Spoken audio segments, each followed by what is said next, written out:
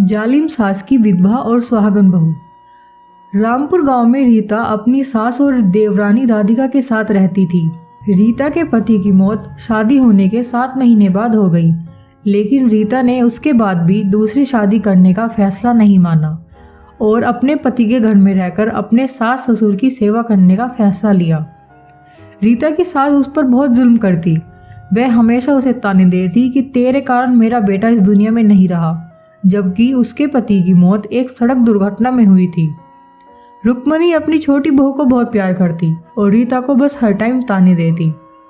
एक दिन रुक्मणी अपने पति से कहती है, अरे सुनते हो, पंडित जी ने तो पहले ही बोला था, अगर ये लड़की इस घर में आई तो आपका परिवार खुशी से नहीं रह पाएगा।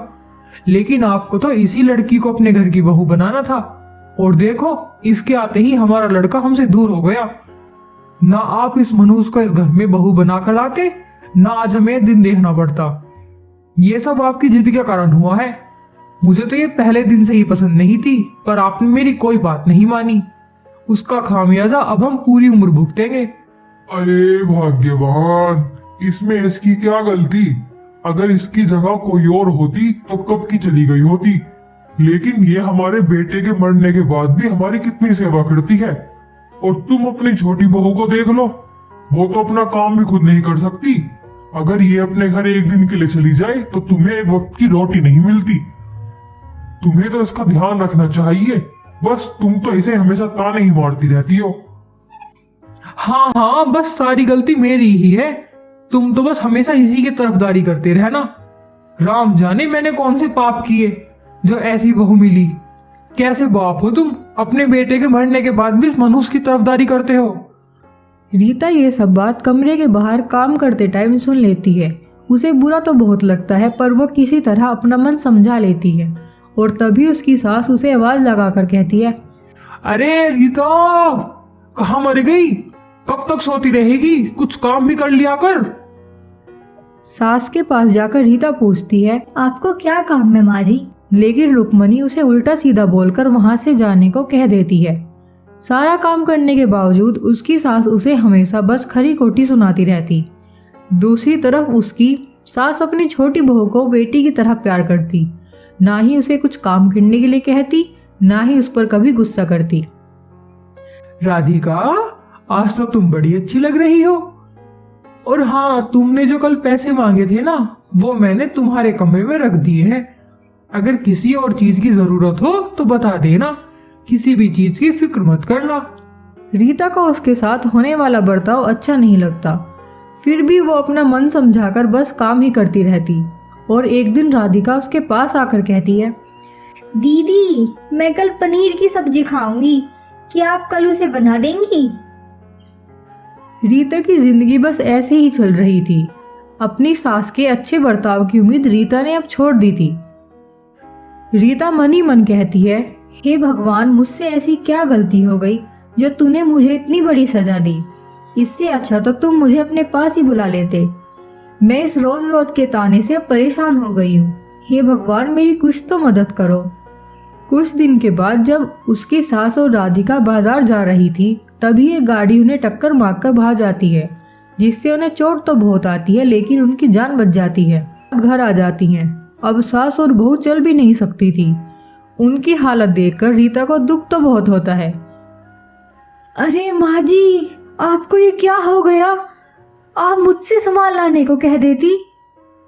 अरे बस बस, रहने दे। सब तेरी ही वजह से हो रहा है। पहले तो मेरे बेटे को खा गई, अब क्या हमें भी निगल जाएगी। राम जाने मैंने कौन से बुरे कर्म किए जो तुझ जैसी बहू मुझे मिली। अपनी सास की कड़वी बातों को सुनकर रीता को बहुत दुख होता है और वो अपनी सास के ठीक होने के बाद घर छोड़कर जाने का फैसला करती है और अपने ससुर से कहती है, पिताजी, बस बहुत हो गया, अब मैं और सह नहीं सकती। मैंने अपनी तरफ से हर कोशिश की कि मैं माँ जी को अपने लिए बर्ताव बदल पाऊं। पिताजी, माँ जी के ठीक होते ही मैं वापस चली जाऊंगी। मैं कब तक ऐसे सहती रहूंगी? बेटी, मैं क्या कह सकता हूँ। तुमने तो अपनी सास का दिल जीतने में कोई कसर नहीं छोड़ी। शायद तुम्हारा यहाँ से जाना ही ठीक होगा। फिर रीता अपनी सास और देवरानी की सेवा में लग जाती है और पूरी मेहनत से उनकी सेवा करती है।